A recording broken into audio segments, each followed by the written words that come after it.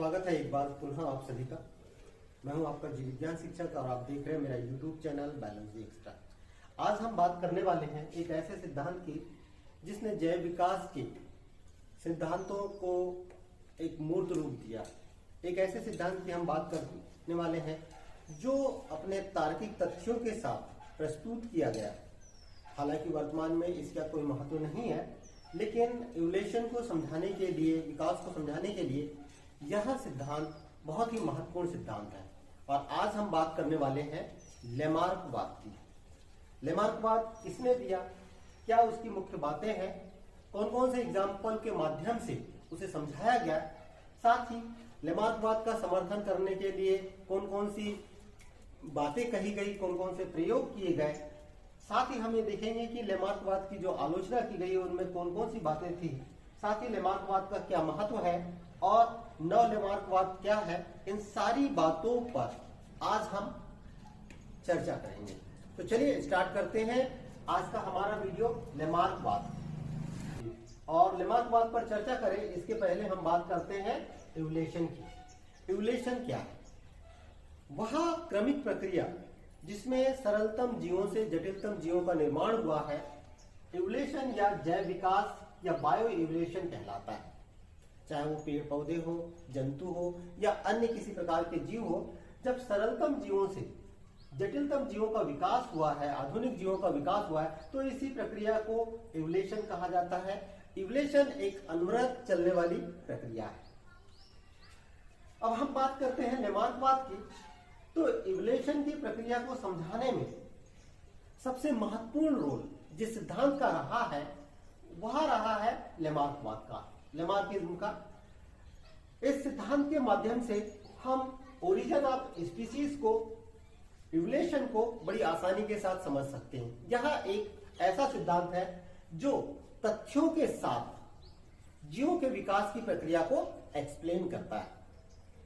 इस सिद्धांत को देने का श्रेय जीन बैप्टिस्टे डी लेमार्क को जाता है। लेमार्कवाद को देने का श्रेय किसे जाता है? जीन बैप्टिस्टे लेमार्क को जाता है, जो फ्रांस के रहने वाले थे। इन्होंने अपने इस सिद्धांत को अपनी एक किताब जो 1809 में 1809 में प्रकाशित हुई थी, फिलोसॉफिक जूलॉजी में प्रकाशित किया था। उनके इस सिद्धांत को लेमार्कवाद, लेमार्किज्म या उपार्जित लक्षणों की वंशानुगतिकी का सिद्धांत कहा जाता है। इस सिद्धांत को क्या कहा जाता है? लेमार्किज्म कहा जाता है या उपार्जित लक्षणों की वंशानुगतिकी का सिद्धांत कहा जाता है, या हम ये कह सकते हैं theory of inheritance of acquired character. Acquired character का इनहेरिटेंस का सिद्धांत भी इसे कहा जाता है। चलिए अब हम बात करते हैं लेमार्कवाद की मुख्य बातें क्या है। देखिए, लेमार्कवाद को एक्सप्लेन करने के लिए बहुत सारी चीजें हैं, लेकिन यहां पर मैं मुख्य रूप से 5 बातों को एक्सप्लेन करना चाहूंगा। सबसे पहली चीज है लेमार्कवाद की मुख्य बातों में, सबसे पहला है वातावरण में होने वाला परिवर्तन, चेंज इन एनवायरमेंट, और इस एनवायरमेंट चेंज के कारण होने वाली नई आवश्यकता है, नई नीड। दूसरी बात, जीवों में इच्छा शक्ति या आंतरिक बल का जागृत होना। तीसरी जो महत्वपूर्ण बात है, इस इच्छा शक्ति या आंतरिक बल के जागृत होने के कारण तथा परिस्थितियों के द्वारा निर्मित आवश्यकता के कारण अंगों का उपयोग एवं अनुपयोग, अंगों के उपयोग एवं नए उपयोग एवं अनुपयोग के कारण नए लक्षणों का विकास। और ये जो नए लक्षण बने हैं, इन्हीं नए लक्षण जिनको कि उपार्जित लक्षण कहा जाता है, इन उपार्जित लक्षणों की वंशानुगति। यदि आपने इन 5 बातों को एक के बाद एक क्रमबद्ध रूप से समझ लिया तो समझ लीजिए लेमार्कवाद को आप आसानी के साथ समझ सकते हैं। इसके एग्जाम्पल के थ्रू भी हम देखते हैं एक्चुअल में लेमार्कवाद कहता क्या है। लेमार्कवाद कहता है कि वातावरण में परिवर्तन होते हैं, और जब वातावरण में किसी भी प्रकार का परिवर्तन होता है तो जीव उन परिवर्तनों के अनुसार अपने आप को ढालने के लिए अपनी इच्छा शक्ति को जागृत करता है। और जब उनकी इच्छा शक्ति जागृत हो जाती है तो उस आवश्यकता के अनुसार, वातावरण में होने वाले चेंजेस के अनुसार अपने कुछ विशेष अंगों का ज्यादा प्रयोग करता है और कुछ अंगों का कम प्रयोग करता है। जिन अंगों का ज्यादा प्रयोग करता है वो धीरे धीरे करके विकसित होते चले जाते हैं, और जिन अंगों का कम प्रयोग होता है वो धीरे धीरे करके हासित हो जाते हैं और अवशेषी रूप में रह जाते हैं। अब चाहे वो विकसित हुए हो या हासित हुए हो, ऐसे जो लक्षण विकसित होते हैं ये नए लक्षण होते हैं, ये एक्वायर्ड कैरेक्टर होते हैं, और यही एक्वायर्ड कैरेक्टर पीढ़ी दर पीढ़ी स्थानांतरित होते हैं। और जब कालांतर में 100 साल, 500 साल, 1000 साल बाद एक नए जाति का विकास होता है, एक नई स्पीसीज का डेवलपमेंट होता है, यही बात लेमार्क ने कही है। और लेमार्क ने अपनी बातों को समझाने के लिए जो एग्जाम्पल दिए हैं, उन एग्जाम्पल में आधुनिक जिराफ की उत्पत्ति को उन्होंने बताया, सर्प में पाए जाने वाले अग्र एवं पश्चपादों का हासित होना बताया है, साथ ही अउड़नशील या रेडिटी कुल के पक्षियों पंखों का हासित होना को बताया। तो चलिए इनको एक एक चीजों को हम समझते हैं। इस पूरे के पूरे सिद्धांत को हम आधुनिक जिराफ की उत्पत्ति के द्वारा समझने की कोशिश करते हैं। देखिए, जब हम बात करते हैं जिराफ की, तो आज आपने जिराफ देखा होगा जो लंबी गर्दन वाला तथा लंबी टांगों वाला है, लेकिन प्राचीन काल में ये ऐसे नहीं थे, ये बल्कि बकरी के आकार के थे, छोटे छोटे बकरी के समान ये थे। जिस वातावरण में ये रहते थे, ऐसा कुछ वातावरणीय परिवर्तन हुआ कि वहां पर भोजन की कमी होने लग गई, और धीरे धीरे करके जो घास है वहां की कैसी हो गई, कम होने लग गई। अब जब भूमि पर पाई जाने वाली घास कम होने लग गई तो उनके लिए भोजन की समस्या उत्पन्न हुई, और जब भोजन की समस्या उत्पन्न हुई तब ऐसी अवस्था में ये बकरी के आकार के जिराफ अपने भोजन के लिए झाड़ियों पर निर्भर हो गए।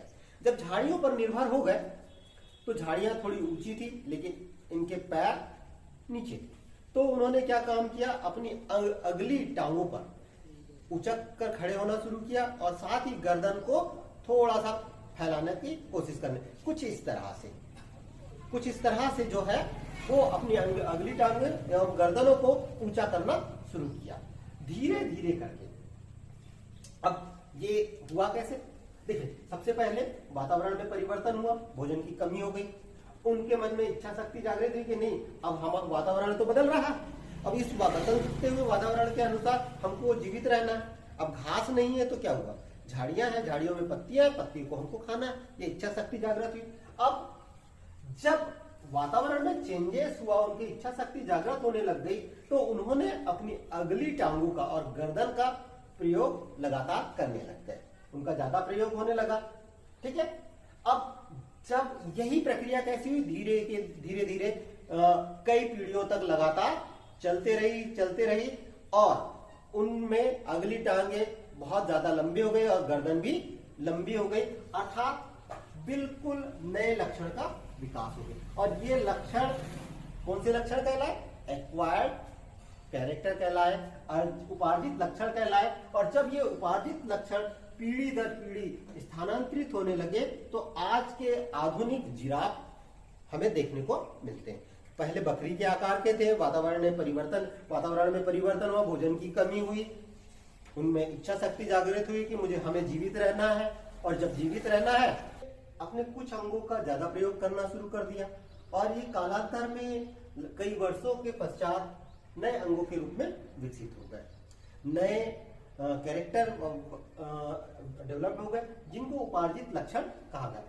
इनकी टांगे पहले के जीवों की टांगों से ज्यादा लंबी थी, गर्दन ज्यादा लंबी थी, तो यह लक्षण कहलाए उपार्जित लक्षण। और यही उपार्जित लक्षण पीढ़ी दर पीढ़ी स्थानांतरित होने लग गए, और जिससे कि आधुनिक जिराफ की उत्पत्ति हुई। चलिए दूसरे एग्जाम्पल की बात करें। दूसरे एग्जाम्पल में सर्प, स्नेक्स। देखिए, ये माना जाता है और विकास के प्रमाण ये बताते हैं कि प्राचीन काल में सर्प में, शापों में अग्र एवं पश्चपाद उपस्थित थे। चूंकि इनको अग्र एवं पश्चपाद उनको तेज दौड़ने में, बिलों के अंदर आने जाने में बाधा उत्पन्न करने लग गए, इस कारण से इन्होंने अग्र एवं पक्षपादों का प्रयोग कम करना शुरू किया और ये रेंगने की प्रवृत्ति इनमें विकसित होने लगी। और जब कई वर्षों पश्चात, हजारों वर्षों पश्चात इन्होंने पूरी तरह से अग्र एवं पक्षपादों का प्रयोग करना बंद कर दिया तो ये रेड्यूस्ड हो गए, अवशेषी रूप में उपस्थित हो गए। अगर अजगर की बात करें तो अजगर में पक्षपाद जो है वो अवशेषी रूप में पाया जाता है, जो इस बात को प्रमाणित करता है। चलिए एक और एग्जाम्पल की हम बात करते हैं और वो एग्जाम्पल है पक्षियों में। पक्षियों में जो रेटिटी कुल है, जो रेटिटी के मेंबर्स होते हैं जैसे कि इमू हो गया, ऑस्ट्रिच हो गया, कीवी हो गया, पेंगुइन हो गया, ये पक्षियों में पंख तो पाए जाते हैं परंतु अवशेषी रूप में पाए जाते हैं। ये माना जाता था कि प्राचीन काल में इनके पंख विकसित रूप में थे और ये जहां पर रहते थे वहां पर भोज्य पदार्थों की पर्याप्त उपलब्धता थी। इस कारण से इन्होंने उड़ना छोड़ दिया और जब उड़ना छोड़ दिया तो धीरे धीरे करके इनके पंख रिड्यूस होते चले गए और आज मात्र अवशेषी रूप में है और इनमें उड़ने की जो प्रवृत्ति है वो कम होती चली गई। तो ये हमने देखा कि लेमार्क बात के समर्थन में जो एग्जाम्पल दिए हैं उन एग्जाम्पल को हमने समझा। अब देखते हैं लेमार्क बात के समर्थन में कौन कौन सी बातें कही गई है उसको देखें। लेमार्कवाद का समर्थन करने के लिए बहुत सारे वैज्ञानिकों ने प्रयोग किए हैं। उन प्रयोगों की बात करें तो इनमें से सबसे महत्वपूर्ण प्रयोग है समनर का। समनर ने चूहों पर प्रयोग किया। तो देखिए समनर्स एक्सपेरिमेंट ऑन रैट, इन्होंने क्या प्रयोग किया है देखिए। इन्होंने ये बताया कि ठंड में पाले गए चूहे और गर्म वातावरण में पाले गए चूहों के कर्ण पल्लव में अंतर होता है। जो ईयर पिन्ना होता है, ईयर पिन्ना में अंतर होता है। क्या अंतर होता है? उन्होंने बताया कि ठंड में पाले गए चूहों के कर्ण पल्लव छोटे और गर्म वातावरण में पाले गए चूहों के कर्ण पल्लव आकार में बड़े होते हैं और ये पीढ़ी दर पीढ़ी स्थानांतरित भी होते हैं। ये बात किसने कही? समनर के द्वारा चूहों पर एक्सपेरिमेंट के आधार पर कही गई। वहीं पर देखिए कैमरर का प्रयोग क्या कहता है। कैमरर ने जो है वो टोड, छिपकलियों और सेलामेंडर के शरीर पर भिन्न भिन्न ताप, प्रकाश और नमी के प्रभाव का अध्ययन किया और उन्होंने ये बताया कि इनके कारण, इनके कारण ताप, प्रकाश और नमी के कारण बदले हुए लक्षण वंशानुगत होते हैं। उन्होंने एक बहुत अच्छा एग्जाम्पल क्या दिया कि जो सेलामेंडर होता है, सेलामेंडर को पीले प्रकाश और काले प्रकाश में रखा। तो पीले प्रकाश में जिन सेलामेंडर्स को रखा गया था उनमें जो येलो स्पॉट था उनका आकार बड़ा होते चले गया और ये वंशानुगत भी हुए। वहीं पर जो काले प्रकाश में जिन सेलामेंडर्स को रखा गया था उनमें जो ब्लैक स्पॉट है वो ज्यादा विकसित होते चले गए और ये वंशानुगत भी हुए। ऐसा ही अब देखिए इसके साथ साथ एक और प्रयोग की हम बात कर ले, चूहों पर मैकडूगल का प्रयोग। देखिए चूहों पर मैकडूगल का प्रयोग, मैकडूगल ने क्या काम किया? चूहों की लगभग 45 पीढ़ियों तक ये प्रयोग किया। उन्होंने चूहों को एक विशेष मार्ग में जाने के लिए प्रशिक्षित किया। उन्होंने ये देखा कि प्रारंभिक समय में उनको सिखाने में ज्यादा टाइम लगता था लेकिन बाद के समय में कम समय लगना शुरू हुआ, जो लेमार्कवाद के समर्थन को बताता है। इसी प्रकार कुत्तों पर पावलोव का प्रयोग, आप लोगों ने पावलोव का प्रयोग के बारे में सुना होगा कि पावलोव जो रूसी वैज्ञानिक थे उन्होंने एक बेल बजा दी थी और जब बेल जैसे ही कुत्ते को खाना देना होता था वो बेल बजा देते थे।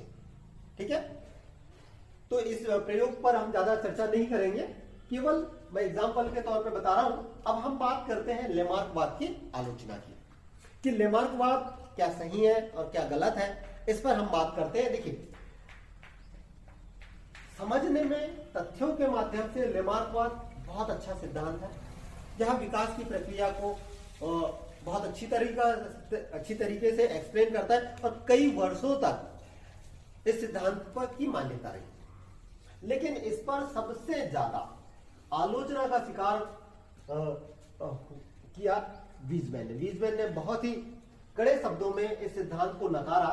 वीजमैन ने 1880 से 1892 1892 के मध्य 80 पीढ़ियों तक नवजात चूहों की पूंछ को काटते रहे, बार बार काटते रहे, फिर भी नई संतानों में पूंछ का समाप्त होना तो दूर, पूंछ छोटी भी नहीं, जो इस बात को प्रमाणित करता है कि लेमार्कवाद गलत है। दूसरा उदाहरण देखें, पहलवान का उदाहरण। जब पहलवान पहलवानी करता है, एक्सरसाइज करता है, तो उसके जो अंग है वो विकसित होते चले जाते हैं, लेकिन उसकी संतान में यही विकसित अंग विकास नहीं होता है। उसी प्रकार से भारतीय हिंदू धर्म में लड़कियों के नाक एवं कान छिदाए जाते हैं।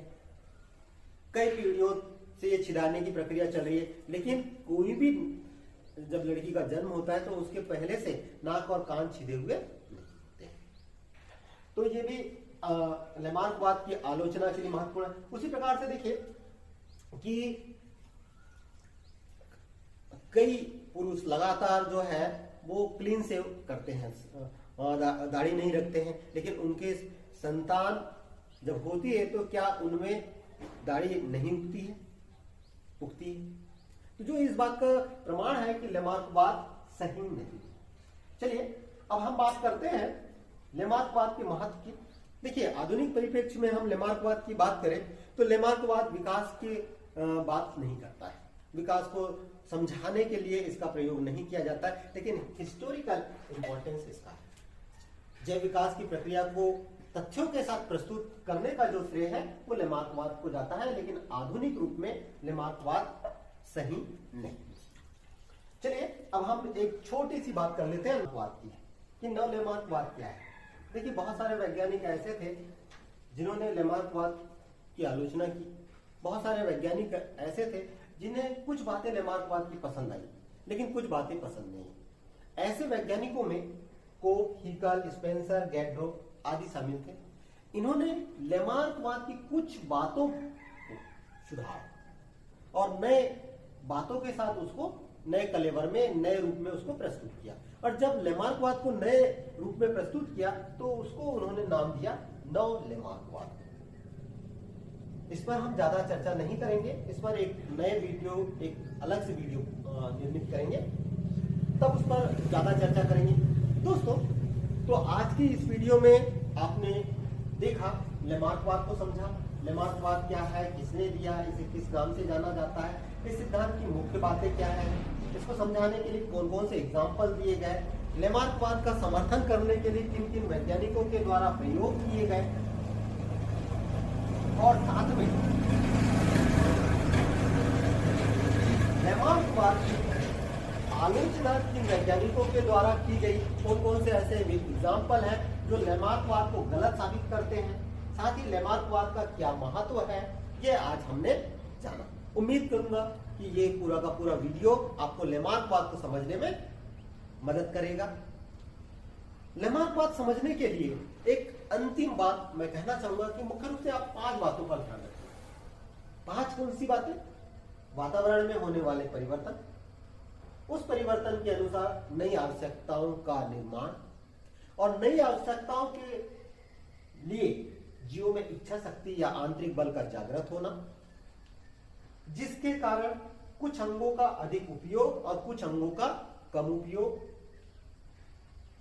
कुछ अंगों का अधिक उपयोग और कुछ अंगों का कम उपयोग के कारण नए लक्षणों का विकास और इन्हीं नए लक्षण या उपार्जित लक्षणों की वंशानुगति। ये बातें हैं जो लेमार्कवाद का आधार है। उम्मीद करूंगा अब आपको लेमार्कवाद समझने में कोई दिक्कत नहीं होगी। यदि आपको यह वीडियो पसंद आए तो इसे लाइक कर दें, इसे शेयर करना ना भूलें। चलिए फिर मिलते हैं एक नए वीडियो में, तब तक के लिए नमस्कार।